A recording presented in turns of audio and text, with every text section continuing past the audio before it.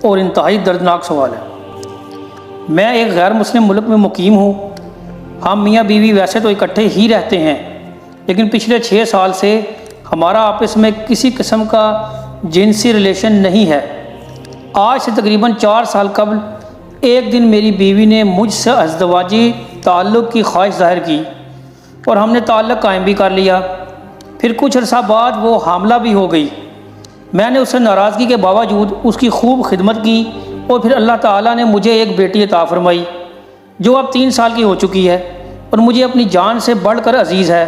لیکن اب اچانک میری بیوی جس کی چند غیر اخلاقی حرکتوں کی وجہ سے میں 6 سال سے ناراض ہوں، اس نے مجھے بتایا کہ اس نے 4 سال قبل کسی سپرم ڈونر کے ذریعے خود کو حاملہ کروایا تھا، لہٰذا وہ بچی حقیقت میں میری بچی نہیں ہے۔ اس دن سے میں انتہائی پریشان ہوں اور ذہنی کشمکش کا شکار ہوں۔ ایک طرف تو وہ بچی مجھے اتنی عزیز ہے کہ اسے چھوڑ نہیں سکتا، اور دوسری طرف جب اسے دیکھتا ہوں تو خیال آتا ہے کہ یہ تو میری بیٹی ہے ہی نہیں۔ پلیز مجھے بتائیں میں کیا کروں؟ جزاکم اللہ خیر و احسن الجزاء۔ جزاکم اللہ خیر و احسن الجزاء۔ اللہ تعالیٰ جی آپ کو صبر دے، اس آزمائش سے آپ گزر رہے ہیں۔ پہلے تو میں عرض کروں گا کہ صحیح مسلم کی حدیث ہے، نبی صلی اللہ علیہ وآلہ وسلم نے فرمایا کہ ہمیشہ اپنے سے نچلے لوگوں کو دیکھو، یوں تمہیں قناعت نصیب ہوگی اور اللہ تعالیٰ کی طرف سے آئی ہوئی آزمائشوں پہ صبر نصیب ہوگا۔ آپ کے ساتھ یہ جو ٹریجڈی ہوئی ہے، اس سے بڑھ کے لوگوں کے ساتھ ٹریجڈیز ہو چکی ہیں۔ اب مجھے ان ٹریجڈیز کو ریپیٹ کرنے کی ضرورت نہیں ہے، آپ اکثر اخبارات میں، خبروں میں اس قسم کی بہت سی باتیں سنتے رہتے ہیں۔ ہم اس سوال کی طرف آتے ہیں۔ اب اس سچویشن کے اندر شرعی حکم کیا ہے؟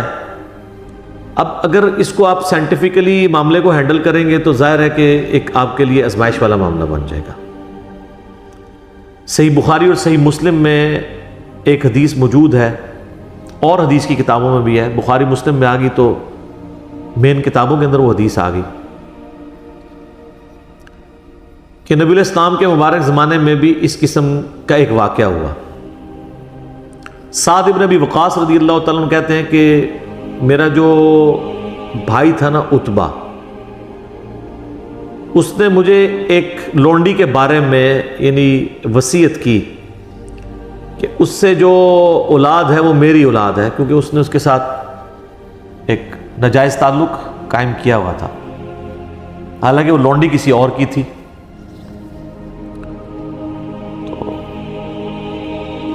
وہ کہتے ہیں میں اس اولاد کے دعوے کے لیے نبی علیہ السلام کے پاس جب پہنچا، اور ظاہر ہے کہ وہ جس کے پاس تھی وہ بھی اپنے دعوے کے طور پر پہنچا، تو نبی صلی اللہ علیہ وآلہ وسلم نے فرمایا کہ اولاد اس کی شمار ہوگی جس کے بستر پہ پیدا ہوئی ہے، اگرچہ وہ پیدا کسی اور کے تعلق کی وجہ سے ہوئی ہے، لیکن شریعت نے تو آپ کو اصول دینا ہے نا، اس طرح تو پھر سارا معاملہ ہی بگڑ جائے گا۔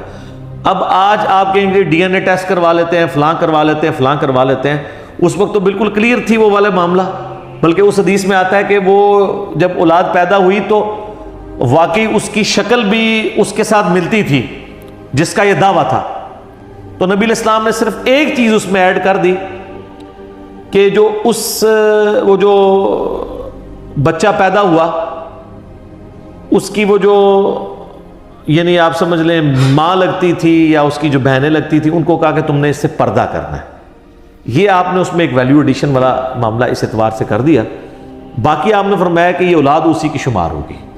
تو شرعی مسئلہ یہ ہے کہ اگر کوئی اولاد یعنی آؤٹ آف ویڈ لاک بھی پیدا ہوئی ہے کسی عورت کی، تو وہ جس کی بیوی ہے نا، اس کے بستر پہ جب پیدا ہوگی وہ اس کی اولاد شمار کی جائے گی۔ یہ پیٹ مسئلہ ہے۔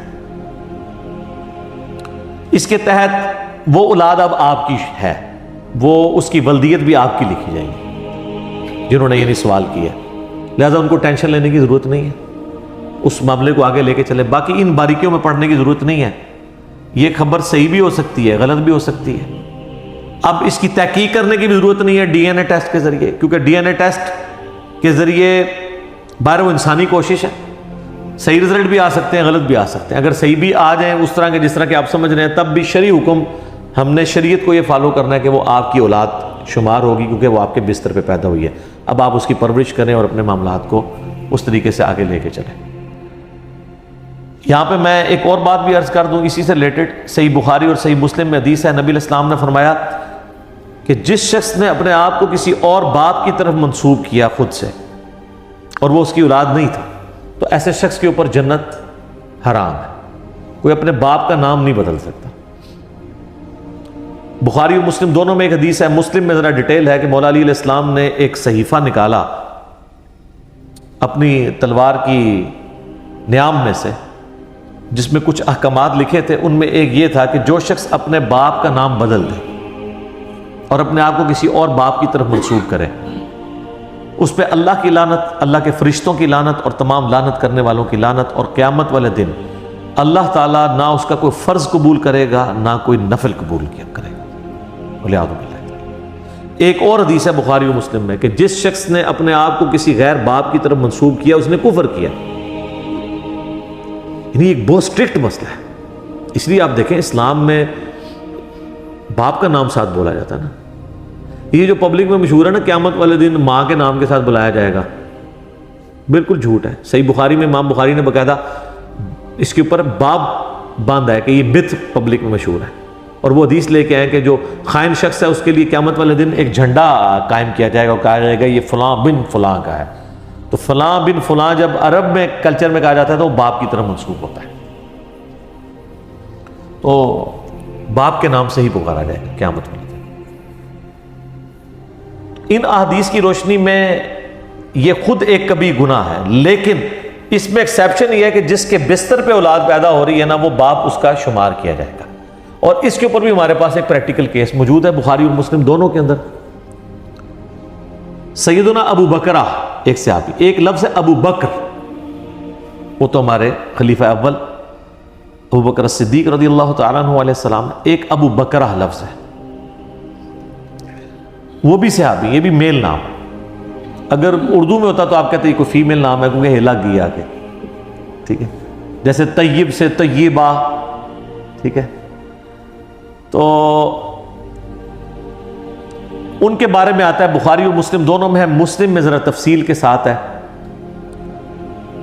کہ ان کا ایک بھائی تھا, رشتے میں بھائی لگتا تھا,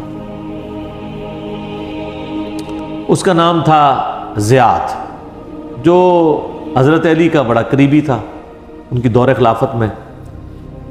بعد میں حضرت معاویہ نے اس کو یعنی وہ لالچ دے کے تو خرید لیا. یہ عبید اللہ ابن زیاد کا باپ, جس کے بارے میں بخاری میں آتا ہے کہ سیدنا حسین ابن علی کا سر کاٹ کے عبید اللہ ابن زیاد گورنر کوفہ کے سامنے تشت میں رکھا گیا. نعوذ باللہ. اللہ کی لعنت ہو جنہوں نے اہل بیت پہ ظلم کیا, ان پہ اللہ کی لعنت, اللہ کے فرشتوں کی لعنت اور تمام لعنت کرنے والوں کی لعنت, آمین. تو وہ عبید اللہ ابن زیاد کا باپ زیاد تھا, وہ گورنر کوفہ تھا, اس کے بعد یہ بنا. تو حضرت معاویہ کا وہ دستے راست بن گیا. حضرت معاویہ بہت بہادر دلیر آدمی تھا, ہے شیعان علی میں سے تھا. اس کو ساتھ ملانے کے لیے حضرت معاویہ نے کہا کہ بھئی تیری ماں کے ساتھ میرے باپ نے زمانے جاہلیت میں بدکاری کی تھی اور تو اس سے پیدا ہوا تھا, لہذا آندہ سے تیرا نام جو ہے وہ زیاد بن ابی سفیان ہے.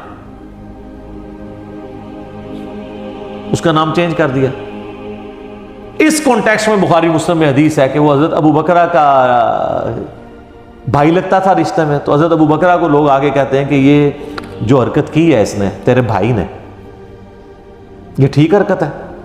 تو ان کا, اور وہ بندہ آگے کہتا ہے کہ میں نے تو سعد ابن ابی وقاص سے سنا ہے کہ جو شخص اپنے باپ کا نام بدل لے اس پہ جنت حرام ہے.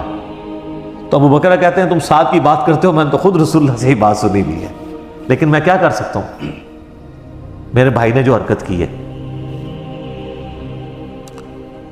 وہ ان کا بھائی اس لیے لگتا تھا کہ وہ ان کے باپ کے بستر پہ پیدا ہوا تھا. تو سعد ابن وقاص نے یہ حدیث بیان کیا نا کہ بچہ اس کا جس کے بستر پہ پیدا ہوا. اس طریقے سے اگر کوئی کسی کا کوئی آؤٹ آف ویڈ لاک تعلق تھا اور اس کی وجہ سے کوئی اولاد پیدا ہوگی ہے, تو اب وہ یہ نہیں ہے کہ جس نے وہ تعلق قائم کیا تو وہ اس کی اولاد شمار ہوگی. ابھی ایک سینسٹیو ٹاپک ہے, میں اس کو کنٹرول فاز میں ڈسکس کر رہا ہوں, یہ مطلب ضروری تھا.